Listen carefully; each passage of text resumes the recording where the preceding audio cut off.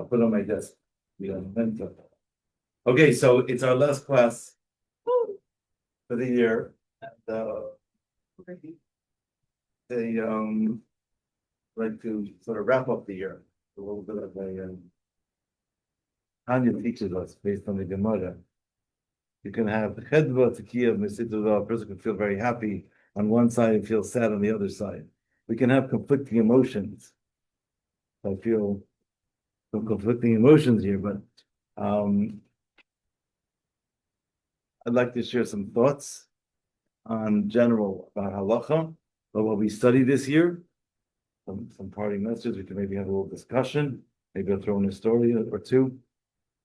The word halacha comes from the shayrish of halech, halicha, which means a path, to go. So halacha is the compass, is the guide. How we as Jewish people serve Hashem, how we bring godliness and holiness into the physical world, embody godliness. The mitzvahs that Hashem has given us are the will of Hashem, and that's how we actually, those are the containers, so to speak, we actually can carry it out that way. The Torah teaches us to approach mitzvahs and halacha from a balanced perspective, which means to say that we're supposed to learn what it means, know the spirit of the law, know the actual law, and then bond with it till it becomes one with us. When it becomes one with us, it becomes part of us. It's a natural thing. As opposed to feeling a sense of anxiety, a feeling of, oh no, I must do all this. No, that's not the approach. I think I mentioned this in the past. When my father came to the Rebbe in 1961, my father was a Baal Tshuva, and the Rebbe said to him to take things one step at a time, to grow, move in a direction where things are on the upswing, so to speak, but in a way where a person bonds with whatever they're attaching to, so therefore it's going to stick. We try to chap malachim, to take everything at once, doesn't stick. So we're looking for the long-term value. And as we grow, we're all growing in Yiddishkeit and our relationship with Hashem, to Hashem. Another thing I want to encourage you, and I'm hoping that you've got a taste of this year, is that everything in Torah has a tremendous amount of insight. It's mayim she'ein lam sof. It's waters, it's unlimited waters.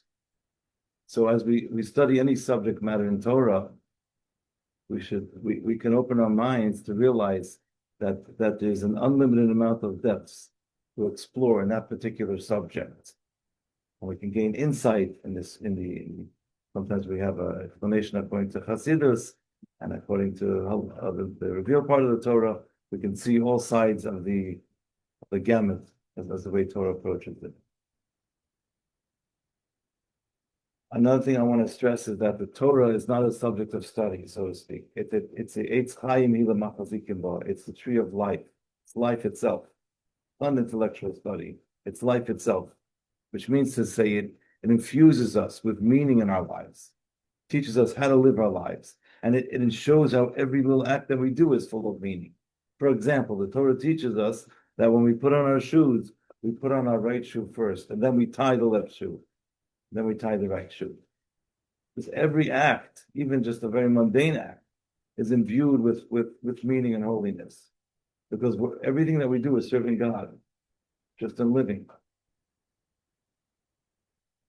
The Torah teaches us how to think.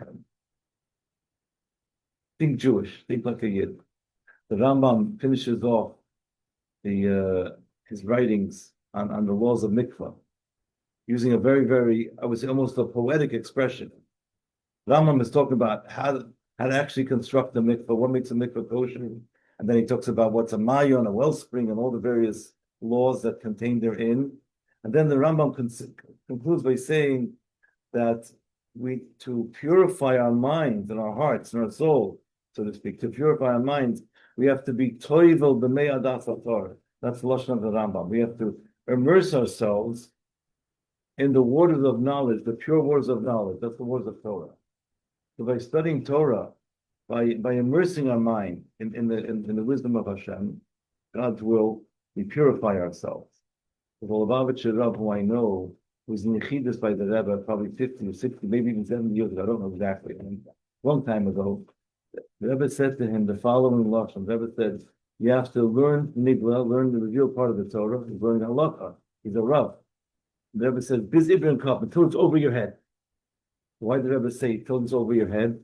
Because just like a mikvah, when we immerse our entire body, it's a total immersion in the Torah, in the words of Torah. Then we have purity. For the purity of our minds, of our view and how we view things and how we approach things comes from being totally immersed in Torah.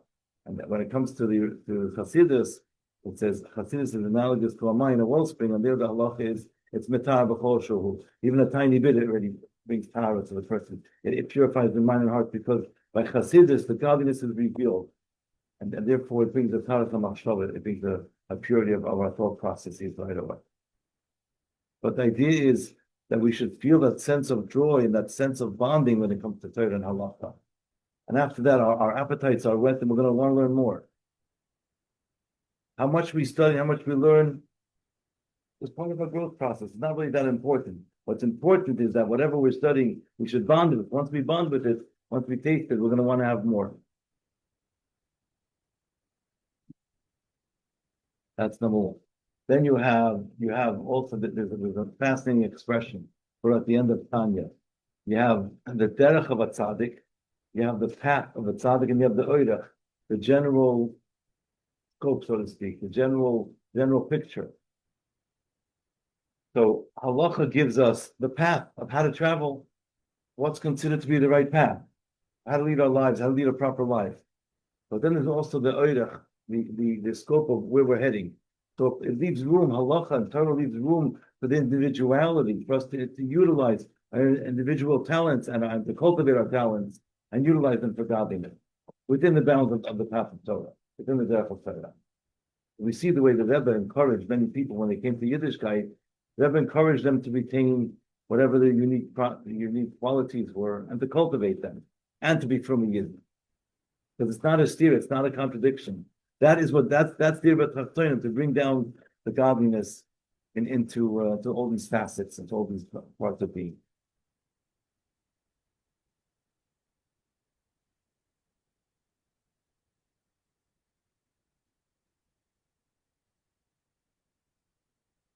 There's somebody that there was a Rav in Crown Heights. His name was Marshall Garari.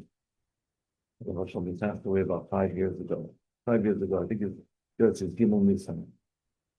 A little more than 5 years ago. I used to down in the show very close friend. Incredible human being. He was tremendous on himself. Physically, he was not very tall. He was probably like 4'11", but he was a giant. He was a person. His personality was incredibly encompassing, very engaging, and amazing orator, and tremendous scholar. So they asked him, what does it feel like? He would sit at the function. They had tables all the rabbanim, and he was much shorter than everybody. But he had self-confidence. He was very humble, but had self-confidence. Because he feels like he's a dime sitting next to nickel. So he understood his worth. He understood his value. And so I asked him a question once to somebody that I was working, trying to help. And the person it's not religious. And one of my clients has a racetrack. And he said to me, Rabbi, you can get tickets whenever you like. This person was was going through a rough patch in life. It happens. We have to strengthen each other. So I figured I'll get this fellow free tickets for the racetrack. I thought the race went on Sunday. Then I find out that they race only on Saturday and Shabbos. Well, what am I going to do? I didn't know what to do. So I went to the Rav, and the Rav knew I explained the situation what we're dealing with over here. It was like a person who was in a very desperate situation. So he said to me, first the person has to be healthy. First you have to be healthy. Then we can worry about the mitzvahs that they're doing. But the Torah teaches us to be healthy human beings in a balanced way, and that's the place where Torah is going to rest. Torah is going to flourish in that environment. So I'm just sharing the story that we should bond with Torah from a healthy perspective, from a place of health where we feel that balance. Father of Hashem was a very balanced individual. He was very deeply connected to the Rebbe, and he was he was a fiery chassid, but at the same time, he was not an extremist. He was out. And that's the sweet spot, so to speak. Okay, what else should I tell you? Any questions?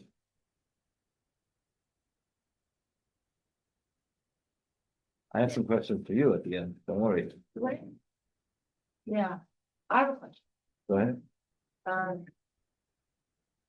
Was I waiting ahead or? Your father has like introduced the Rebbe. Did anyone like, and like, I assume with all good, like, did anyone from the, I don't know, say anything to you at school or like ask something about it? I went to an out-of-town school. We didn't have too many kids in my class. Some of them were non-Lubavitch. So it was more like it was known, but it wasn't such a, I wouldn't say a common topic of conversation. It was one of the Rebbe scientists, so it's the collection of Loy Tshuva scientists that were in Lubavitch, one of the few. But,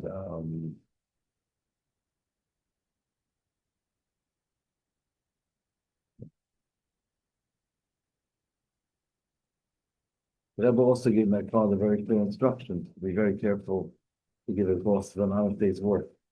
Because the Rebbe said, if he will not give all his bosses an honest day's work, because they're all going to look at you as a religious Jew. You're representing Judaism, representing God. You have to be very careful. And my father used to work extra. He would work extra hours. And on all the secular holidays, he didn't mind working. And they gave him off the Yom Tov. So he was careful to be mindful of that instruction from the Rebbe. In addition, a lot of the non-Jews that come to him, the younger people would come to him for advice on relationship matters. There were a lot of non-Jewish people that were young enough to be his son. So they would come to him with all the issues with their girlfriends and the relationships. And my father would encourage them to get married and build a family, to have a stable life. So he had a shlichus that was outside the science, just in terms of being a stable, a moral compass, so to speak, to the people. Yeah.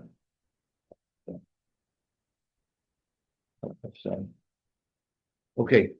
I'd like to ask all of you for a little favor, nothing major, but if you'll be kind enough to just write some impressions and some notes about your experience this year in class. You don't have to write your name if you don't want to.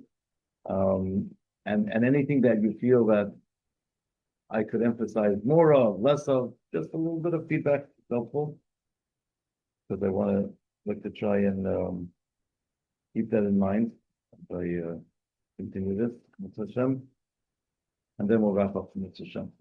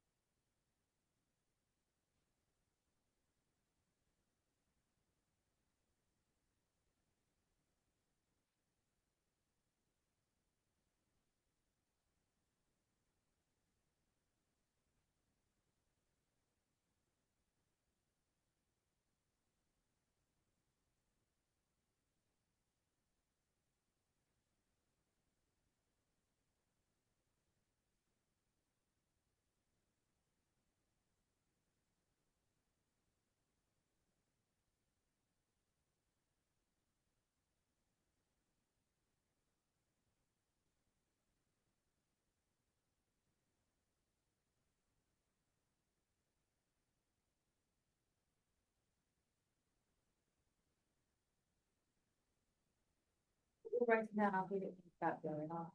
Okay.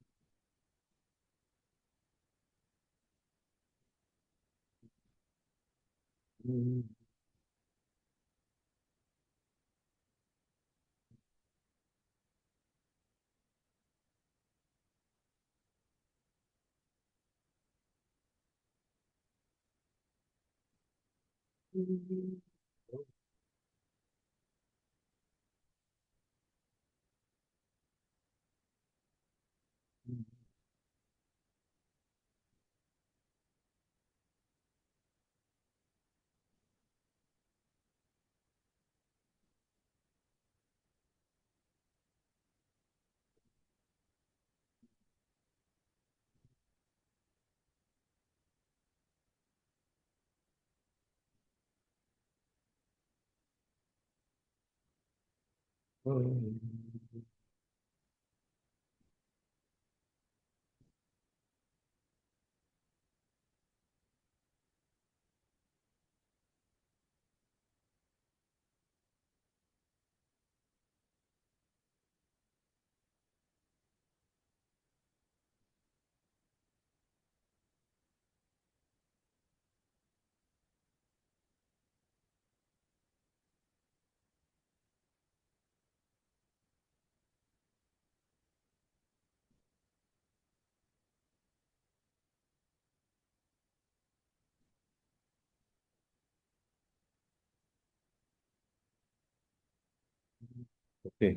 For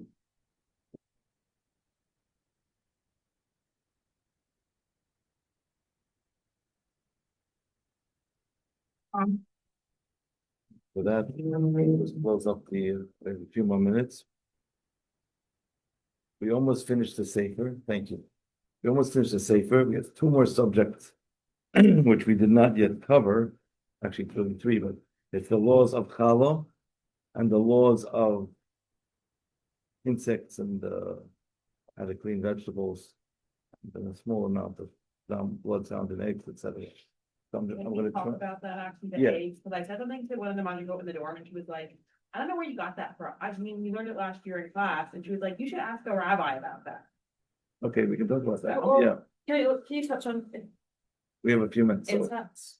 I'm sorry. Insects as well. Inserts. Insects. Oh, insects. Yeah. So I'm going to just spend a couple of moments on each subject, and you can ask me questions. So regarding the laws of challah, just to be brief, there is a rabbinic law that we have to take challah from even stuff that's coming in outside of Eretz Yisrael. The pasuk says when it's in Eretz Yisrael, whenever it comes to Israel, rabbinically even we take outside of Eretz Yisrael in order that we shouldn't forget about the mitzvah. The amount of challah, the amount of dough it has to be in order to have the obligation to take challah without a bracha, and then how much you have to have with a bracha is written clearly in the purple cookbook, in the Sheikh Abad purple cookbook, in the first few pages it gives you those instructions. That's regarding challah. Also, when we take challah, it's an Eis Ratzain. It's a special time. The reason for that is because spiritually, we're taking from the public domain, we're taking the wheat, we're bringing into the private domain. What that means is we're taking from the public domain, and the private domain refers to the Shus HaYochid, Yechid Shaloylam, we're bringing it into the holiness. But it's going to be Melechas HaKodesh. The Rebbe said when he came to visit Gan Yisrael Swan Lake, the Rebbe said when he came to see the kitchen, or in the coming summertime, the Rebbe said, Kum, let's go see the holy service. So we bake challah and we bake dough. We make dough and we bake challah from it, and we have nourishing, kosher, holy food. It's holiness. So it's a very auspicious time to daven for people that need certain brachas, etc. And now we'll talk a little bit about the subject of infestation, and we'll tell a story. When I was a counselor of probably in my young 20s. I was a counselor in the Midwest. This is in the 1980s. There was a pizza shop. In those days, they used to use pesticides, and some people didn't check the lettuce, the iceberg lettuce, because they relied on the pesticides. There was a sign written on a paper plate in the window. It said, "We don't check our lettuce, don't bug us." Yeah. All kidding aside, it's a big issue. Bugs are not kosher, and knowingly eating bugs is a very serious prohibition. It can involve many lavin.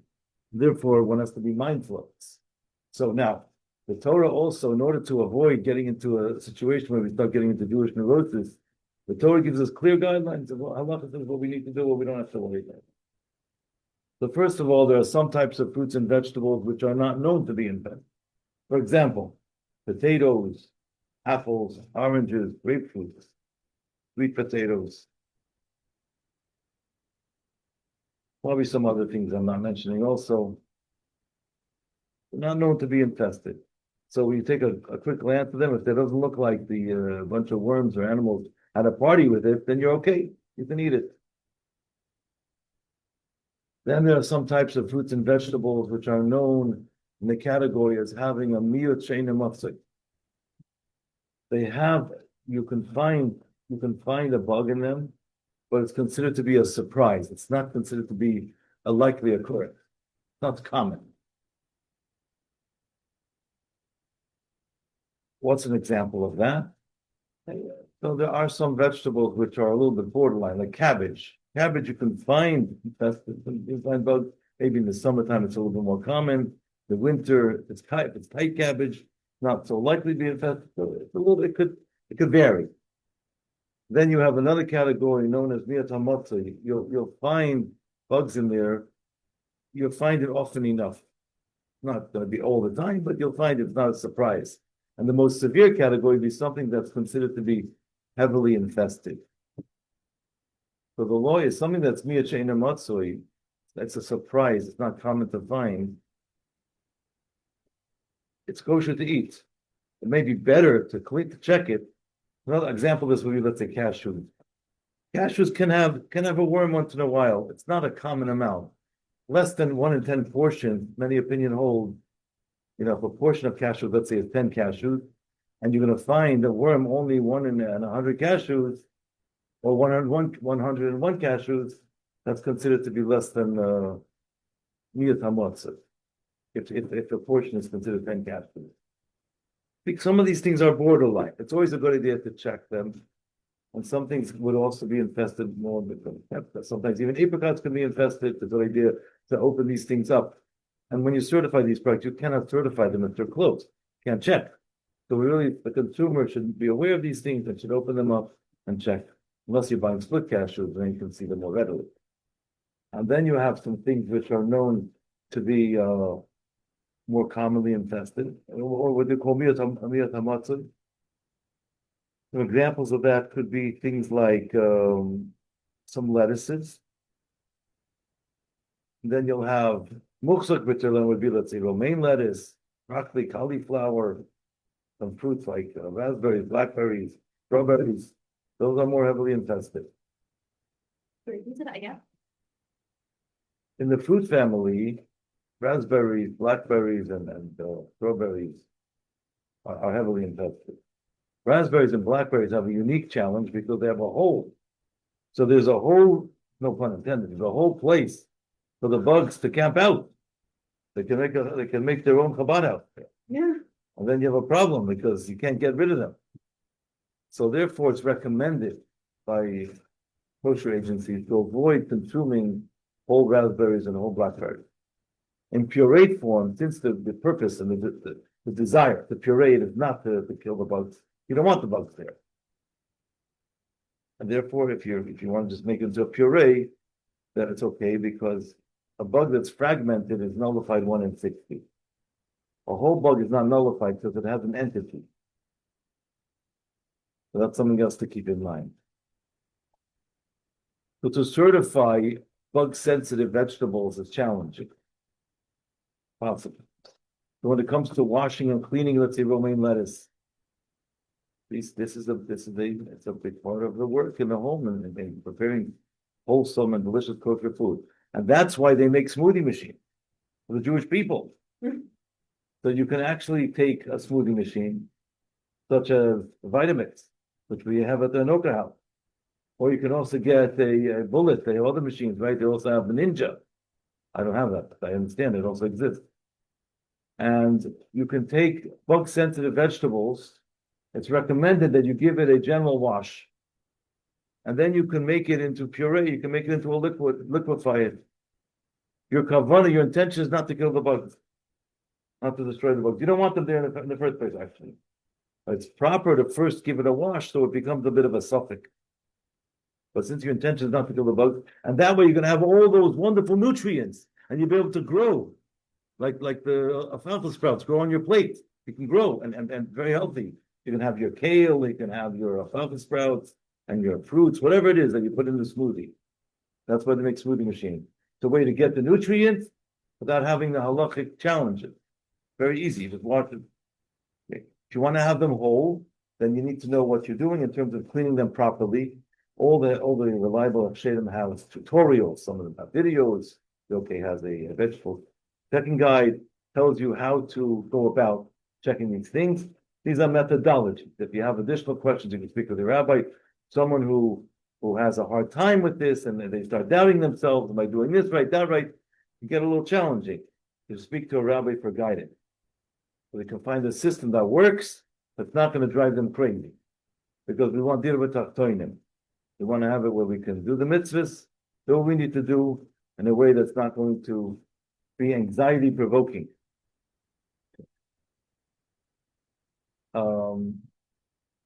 You can also buy the pre-checked lettuce or if it has a reliable hashgacha, it means that there's an expert mashgiach checking these produce and you can buy it. It's going to cost a premium because there's a lot of labor that goes into that. But if it's worth it, and you're going to have your kale salad, and you're going to feel wonderful, it's worth the $10 investment, if you can afford it. I don't know how much it costs, but I imagine. Yes. So, sorry. You're allowed to buy these people walk lettuce. With a good hashgacha. Now, there are some that have hashgachas that are not considered to be reliable because they don't go through a thorough wash. We're not going to discuss who's reliable or not here, but I'm just mentioning that on the market, it's available with a reliable hashgacha and some not. So, in fact, over the last, I think the last few weeks, we bought it, and thank God we made some very nice salads with it. Yes. So, how do you tax lettuce? My phone about this. There's some people, some people will put it up to the light without washing it. One can do that, but there's a method. It's considered easier just to wash it well and do a shmata b'dika method, which is where you're washing it well, and you have a cloth. And you take the wash water and you run it through a cloth to see if there's any bugs that came out. That's to be with a tight mesh, a white cloth with a tight mesh. The Chayim actually sell them. The OK sells them. I believe the Sparky also sells them. If you send an email to veggies at OK.org, I believe they'll be able to tell you how to get that. And also, like for example, let's say I'm going to buy triple washed arugula. Arugula is also infested. I can buy that from Trader Joe's, wherever, but I'll wash it right before I use it because you want to have it as fresh as possible. Just I may have to wash it a few times to get it on thing. That answers about the bugs. Now we're going to talk about eggs. You want to know about eggs? Yes, about eggs. So, if you can send me a WhatsApp after class, I'll forward you this fantastic podcast series from a good friend, Rabbi Zibel, who did on eggs about 5 different parts, explaining with pictures of what's a protein spot, what's a blood spot. Most of the eggs today are not from an actual zachar nekeva. They're artificially inseminated, so to speak. So they're also a lot easier halachically. The custom is still to check, but it's easier halachically. But it'll give you the whole discussion in that podcast series. And I want to thank you all for the Gemara says, I learned a lot from my friends, I learned a lot from my teachers, I learned the most from my students. Why? Because the students, they pepper the teacher with questions. And the teacher can't bluff their way through things. They have to really know the material. They have to master the material to be able to answer the questions. Otherwise, the students will call the teacher's bluff. So I want to thank you for putting me in a position where I could try to know my material as the best I can. I want to wish you all a wonderful summer, a happy and healthy summer, success in all your endeavors, all the brachas. Podcast about like walking, Yes, there is.